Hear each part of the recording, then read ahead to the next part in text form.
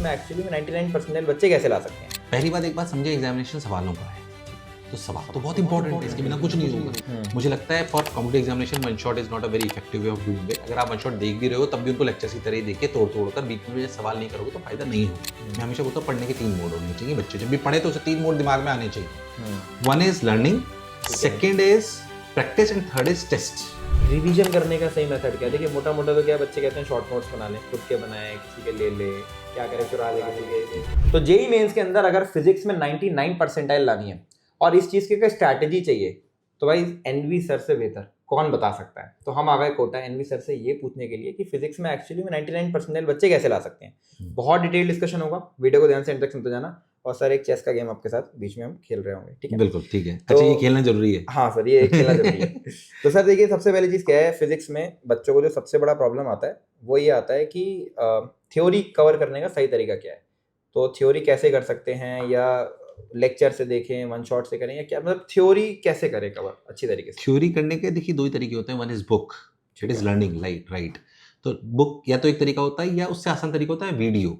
ठीक है। सही बात तो ये है कि बुक से अगर अपन कभी भी थ्योरी कवर करते हैं तो उसमें दिमाग पे ज्यादा जोर डलता है, it is difficult to learn. ठीक है। बट अगर उससे आप कर पा रहे हो तो आप जीनियस टाइप के आदमी हो, अगर आप पूरी थ्योरी से अंडरस्टैंड कर पा रहे हो। पर 99% बच्चे या हमारे जैसे लोग नहीं कर पाते हैं। तो फिर बुक की बजाय अपने को वीडियोस करने चाहिए। पर क्या वीडियोस अपने को वन शॉट टाइप करने चाहिए? मुझे लगता है for competitive examination one shot is not a very effective way of doing it. अगर आप वन शॉट देख भी रहे हो तब भी उनको लेक्चर की तरह ही देखिए, तोड़ कर बीच में सवाल नहीं करोगे तो फायदा नहीं होगा। ठीक है। तो या तो आप लाइव लेक्चर देख रहे हो, या फिजिकल क्लासरूम में जा रहे हो, या रिकॉर्डेड देख रहे हो। लाइव लेक्चर 10-15 हजार की भीड़ में देखने से बेहतर है कि आप रिकॉर्डेड लेक्चर्स देखें, क्योंकि एडिटेड होते हैं, प्रॉपर काम के होते हैं। This is my personal opinion. ठीक है। राइट। या फिर आप क्लासरूम माहौल में हो कि भाई सिर्फ 150 बच्चे हैं और टीचर आपको फोर्स फोकस करके पढ़ा रहा है, तो पहली बात वैसे करना चाहिए। दूसरी बात इसमें सबसे इंपॉर्टेंट ये है कि you have to change your mindset कि यार मैं जैसे बोर्ड में पढ़ता था, जैसे जब बोर्ड में पढ़ते थे तो हम रोट लर्निंग प्रमोट कर रहे होते थे उस समय। कैसे कि अच्छा टीचर ने बोला, सर ने बोला था, इसकी डेफिनेशन ये होती है, मैं उसको रटने में चला जाता हूँ। अगर आप 11th 12th या बोर्ड प्रक्रिया से पढ़ के आए तो आपकी ये हैबिट है, you need to change that. Every time when a teacher is teaching you, you have to understand the concept. पहली बात, उसको बिलीव सिस्टम में लाना है, मतलब उसको समझना है, रटना नहीं है। और समझते वक्त भी ये सोचना है इसमें क्या क्या सवाल बन सकते हैं। हम जब बोर्ड की तैयारी कर रहे होते हैं तो हमें ऐसा लगता है कि यार है ना, सर ने डेफिनेशन लिखाई है, सपोज व्हाट इज एनवायरनमेंट, या सपोज व्हाट इज बायट-सावर्ट लॉ, तो मैं से बायट-सावर्ट लॉ रटना है। अब वैसा सवाल तो आएगा नहीं, उस पर एप्लीकेशन आएगी। तो इसका मतलब उसकी रियल जो फील है वो अपने को समझ में आनी चाहिए, तभी बात बनेगी। तो लर्निंग के प्रोसीजर में बुक की बजाय आप लेक्चर्स को लीजिए, पर लेक्चर्स को बोर्ड की तरह पढ़ने का प्रयास मत करिए। उसके कॉन्सेप्ट को फील करिए और उनसे मन में क्या क्या सवाल बन सकते हैं उसी समय सोचते जाइए। जितना ये करोगे उतना आपको फायदा होगा 100%। सॉरी यार, वीडियो में इंटरप्ट कर रहा हूँ, लेकिन बहुत सारे बच्चे मेरे से पूछ रहे थे भैया मुझे एनवी सर से पढ़ना है। देखो एनवी सर के फिजिक्स के लेक्चर्स एनिमेटेड और ग्रीन बोर्ड, और इसके अलावा कोटा की 10 टॉप फैकल्टीज फिजिक्स, केमिस्ट्री और मैथ के लेक्चर्स के साथ with DPP module, previous year questions, note, short notes, पूरा एक कंप्लीट कोर्स आपको अमृत कोर्स के अंदर मिल जाता है। इसको आप बैकलॉग कवर करने के लिए यूज कर सकते हो, चैप्टर में क्लैरिटी लाने के लिए यूज कर सकते हो, किसी भी तरीके से यूज कर सकते हो। डिस्क्रिप्शन में लिंक दे दूंगा, मोशन ऐप के ऊपर ये चीज मिलेगी और इसको यूज कर लेना। चलो वीडियो में आगे बढ़ते हैं। तो सर मान लीजिए मेरी थ्योरी कंप्लीट हो गई और उसमें मैं बच्चों को बोलता हूँ इलस्ट्रेशंस वगैरह जो क्लास के अंदर होते हैं इंपॉर्टेंट होते हैं वो आपने लगा लिया। अब इसके बाद मेरे को क्वेश्चंस में उतरना है, डीपीपी में उतरना है, मॉड्यूल में उतरना है। मैं 10 सवाल देखता हूँ। अब वो 10 सवाल में से क्या मेरे 10 के 10 बन जाने चाहिए? क्या जो क्वेश्चन मेरे से नहीं बन रहे हैं उसको मैं नजरअंदाज कर दूँ, या उसमें मैं सोल्यूशन देखूँ? मुझे क्या करना चाहिए जिससे मेरे ज़्यादा से ज़्यादा क्वेश्चन हो पाए? पहली बात, एक बात समझे, एग्जामिनेशन सवालों का है। ठीक है। तो सवाल तो बहुत इंपॉर्टेंट है, इसके बिना कुछ नहीं होगा। थ्योरी का एग्जामिनेशन तो है नहीं है। तो सवाल मान लीजिए आपसे 10 में से 10 हो गए, इसका मतलब आपने चुनाव सवालों को गलत करा है, बहुत इजी चुननी है। ठीक है। पर ऐसा तो अमूमन होता नहीं है बच्चों के साथ, तो ये शायद थोड़ा एक्सट्रीम केस हो गया। बट मान लीजिए आपके 10 में से 5 या 6 हो गए, तो इसका मतलब आपका चुनाव सही है। ठीक है। अब जो 4 नहीं हुए उनका क्या करें? उन 4 के आप 5-6 मिनट ट्राई करिए। जैसे ये हम पूरी मैथ्स कर रखी है, बहुत लंबा हो जाएगा वीडियो में, तो आप समझो आप 11th के बच्चे हो तो 5-6 मिनट ट्राई करिए, नहीं हुआ है तो सॉल्यूशन देख लीजिए, कोई बुराई नहीं है सॉल्यूशन देखने में, ठीक है। और 5-6 मिनट बाद सॉल्यूशन देख लीजिए अगर आप 11th के बच्चे हैं तो, और उस सवाल को 3 दिन बाद वापस करिए ताकि ये पता पड़ जाए सॉल्यूशन मुझे समझ में आया था नहीं आया था और मैं कर पाया नहीं कर पाया। ठीक है। और वापस वैसा कोई सवाल आए तो मेरे से सही होना चाहिए। ठीक है, स्ट्रेटेजी परफेक्ट हो गई। अगर आप 13 के बच्चे हैं तो ये टाइम 3.5-4 मिनट से ज्यादा नहीं होना चाहिए, because you have lesser time, मतलब 12 पास बच्चों की। अब मैंने तो सर थ्योरी पढ़ ली, समझ भी आ गई, सर ने बहुत बढ़िया पढ़ाया था, मजा आया, शानदार, जबरदस्त। अब पर मैंने जब सवाल करे तो मैंने जो सवाल उठाए तो मेरे 10 में से 1 या 2 ही हुए, तो क्या मैं दोबारा थ्योरी पढ़ने लग जाऊं? नहीं। अपने आप से पूछो, क्या सवाल इसलिए नहीं हुआ कि मुझे थ्योरी नहीं आती थी, या मैंने सवालों का चुनाव ही गलत कर लिया है? मैं हमेशा एग्जांपल लेता हूं, वापस बोलता हूं कि अगर आपको ABCDEFG पढ़ाकर, यानी कि सिर्फ अल्फाबेट पढ़ाकर डायरेक्ट हिंदू का अखबार पढ़ने के लिए बोल दिया जाए तो आपको कुछ समझ नहीं आएगा।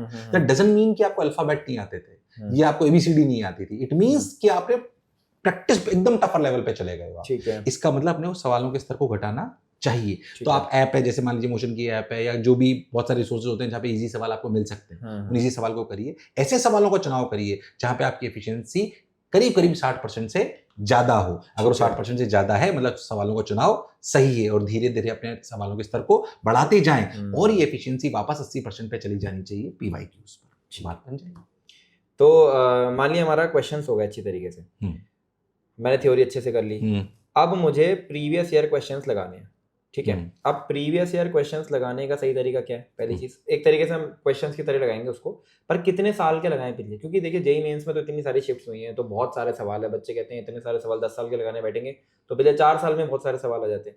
तो कितने साल के लगाने चाहिए, उसको लगाने का सही तरीका क्या है? पहले अपनी बात समझे कि सवाल लगाने के 2 मोड होते हैं। मैं हमेशा बोलता हूँ पढ़ने के 3 मोड होने चाहिए। बच्चे जब भी पढ़े तो उसे 3 मोड दिमाग में आने चाहिए। वन इज लर्निंग, जो अपन थ्योरी पढ़ते हैं या क्लास में पढ़ते हैं वो। Second is practice, and third is test. Test, सवाल करना के 2 मोड हो गए, प्रैक्टिस भी कर सकते हो आप और टेस्ट भी कर सकते हो, दोनों इंपॉर्टेंट है। तो मैं कहता हूं जब आप DPP शीट और ये सब पढ़ते हैं, प्रैक्टिस मोड में करिए कि 4-5 मिनट लगाइए, इससे ज्यादा मत लगाइए। पर जब एग्जामिनेशन में तो आपको प्रैक्टिकली अगर आप ध्यान से देखो तो 2-2.5 मिनट ही मिलते हैं, 2 मिनट ही मिलते हैं। तो PYQs को मैं कहता हूं एक बार प्रैक्टिस करने के बाद टेस्ट मोड में लगाइए, पहली बात। ठीक है, यानी कि PYQ मेरे को लगा थ्योरी हो गई, प्रैक्टिस हो गई, अब मैं लगता हूं कि मैं लायक हूं मैं PYQ करने के लिए। तो let's do that in a test mode कि यार 25 सवाल करूंगा मैं 1 घंटे में पहले इस चैप्टर। ठीक है, अगर उस 25 सवाल में से मैं 60-70% से ऊपर ज्यादा कर चुका हूं, यानी कि मैंने थ्योरी जो पढ़ी थी और जो प्रैक्टिस करी वो बिल्कुल सही लेवल की थी, नहीं है तो दोबारा सोचो कि प्रैक्टिस में कमी रह गई या थ्योरी में कमी रह गई। जिसमें कमी रही उसको सही करिए। ठीक है, एक बात। दूसरी बात जो मैं आपको कहना चाहता हूं वो ये है कि जो PYQs हैं, जो PYQ हैं वो रियलिटी में बहुत सारे हैं। ठीक है, तो इसको मैं कहना चाहता हूं कि ऐसा नहीं जैसे बच्चा क्या करता है कि काइनेमेटिक्स पढ़ ली, अब काइनेमेटिक्स 100 PYQ कर लूंगा, नहीं। अगर आपने कर लिया है और आपके पास है तो मैं कहता हूं कि किसी भी चैप्टर के एक बार में PYQ 25 या 50 करें बस। ठीक है, फिर दूसरे के करें, फिर तीसरे के करें, और इस लूप को चलाते रहें। ठीक है, अपने आप पूरे खत्म होने चाहिए, बट एक साथ सारे किसी चैप्टर के कंप्लीट नहीं करने। काइनेमेटिक्स के 25-50 कर लिए, फिर एनालाइज फ्रिक्शन के कर लिए, ऐसे ही कोऑर्डिनेशन कंपाउंड के कर लिए, ऐसे करते रहें। 25-50 करते रहें, 40-50 के आसपास, 40-50 के आसपास। एक चैप्टर करा, फिर दूसरे करा, फिर तीसरे करा, और ट्राई करें कि इन्हें टेस्ट मोड में करें। ऐसे करेंगे तो आपकी प्रिपरेशन सबसे बेहतर होगी। ठीक है, ये बहुत अच्छी टिप थी। मेरे को लगा कि जो आपने बताई कि रोटेशन में जब हम करेंगे तो कहीं ना कहीं हमारे बहुत सारे ऐसे कॉन्सेप्ट्स होते हैं जो क्वेश्चन मल्टीपल कॉन्सेप्ट से बने होते हैं। मैकेनिक्स से बहुत सारे क्वेश्चंस आते हैं, केमिस्ट्री में ऑर्गेनिक के अंदर होते हैं, तो वो भी आप कहीं ना कहीं अटेम्प्ट कर पाओगे। इसे मैं multiple revision is very much required. ऐसा नहीं कि आपने आज रिवीजन चालू करा, पता लगा 1.5 महीने बाद रिवीजन खत्म हुआ तो पहले वाला भूल गए। There is no point of doing it. Sir revision पर बात हुई है तो रिवीजन करने का सही मेथड क्या है? देखिए मोटा मोटा तो क्या बच्चे कहते हैं शॉर्ट नोट्स बना लें, खुद के बनाए, किसी के ले क्या करे, चुरा ले किसी के, क्या करा जाए कि शॉर्ट नोट्स किस तरीके से बनाए और रिवीजन का सही मेथड क्या है? देखिए रिवीजन, पहली बात फिर अपने को समझना पड़ेगा कि revision is a very important aspect. ठीक है, अब पहली बात आती है रिवीजन क्या करूं। रिवीजन का मतलब बच्चे को होता है थ्योरी पढ़ लो, लेक्चर देख लो। एग्जाम में थ्योरी थोड़ी आएगी, सवाल आएगा, तो रिवीजन दोनों का होना चाहिए, थ्योरी और सवाल दोनों का होना चाहिए 110%। ठीक है, अब पहली शर्त पे आते हैं रिवीजन थ्योरी का कैसे करें।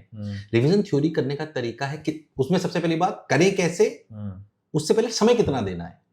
समय should not be more than 10% whatever you have invested when you are learning the chapter। ठीक है, सिंपल, जैसे मान लीजिए मैं आपको एक एग्जांपल लेता हूं कि करीब 900 से 1000 घंटे लगते हैं बच्चे को पूरी जेईई की सिलेबस कराने में। सिलेबस पूरा कंप्लीट 1000 घंटे करीब ठीक है ना, 12th पास के लिए हम बोल रहे हैं। ये 1300-1400 घंटे चला जाता है जो 11th-12th करता है।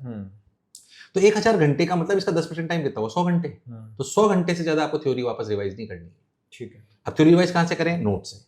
ठीक है, पहली बार जब आप रिवीजन कर रहे हो तो नोट से ही करें, अभी शॉर्ट नोट्स की जरूरत नहीं है। सेकंड टाइम शॉर्ट नोट्स कब के लिए? लास्ट के 5 दिन के लिए। ठीक है, अभी पहली बार तो एक बार नोट से ही रिवाइज करें, और उसी समय अगर आपने शॉर्ट नोट नहीं बना रखे तो शॉर्ट नोट को आप बनाएं। शॉर्ट नोट बनाने का भी अपना एक तरीका है। शॉर्ट नोट का मतलब छोटा छोटा लिखना नहीं होता। शॉर्ट नोट का मतलब कि जो आपने लिखा उससे आपको पूरे नोट्स याद आने चाहिए। ठीक है।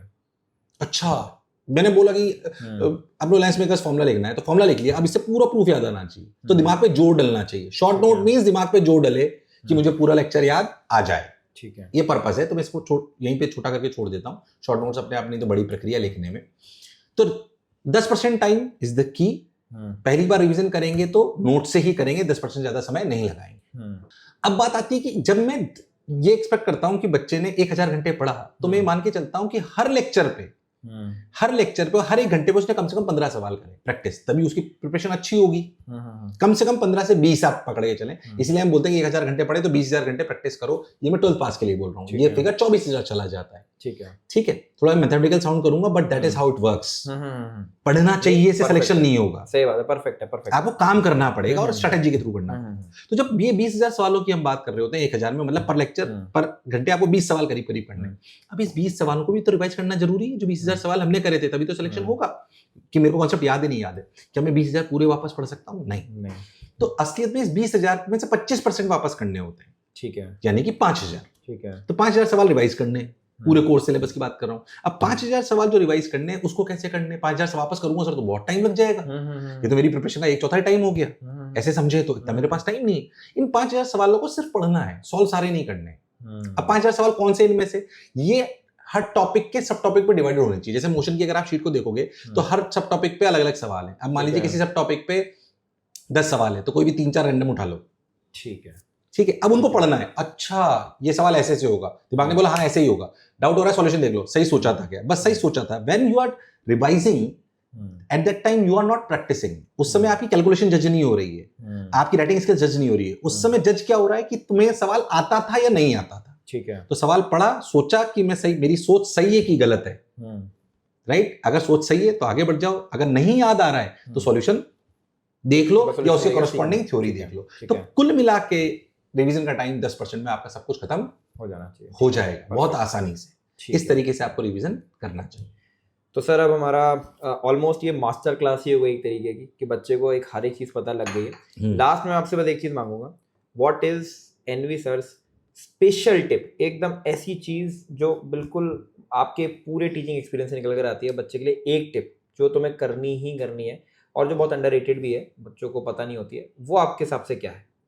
थोड़ी फिलोसॉफिकल है, पर ये बच्चे के लिए नहीं, सबके लिए है। आत्मचिंतन करो, चिंता मत करो, चिंतन करो कि तुम क्या गलत कर रहे हो। दूसरों से कंपेयर मत करो, खुद में क्या कमी हो ढूंढो। अभी कमी तुम्हारे में हो सकती है, तुम अच्छे पब्लिक स्पीकर नहीं हो, कोई फर्क नहीं पड़ता। एग्जामिनेशन के लिए क्या कमी है, मैं उसमें 3 पैरामीटर बोलता हूँ। एकेडमिकली कौन से चैप्टर्स वीक है उसको ढूंढो। स्किल क्या वीक है जिसकी वजह से दिक्कत हो रही है, एक्यूरेसी वीक है, स्पीड कम है। थर्ड जो सबसे ज्यादा प्रॉब्लम है, बिहेवियर में क्या गड़बड़ है।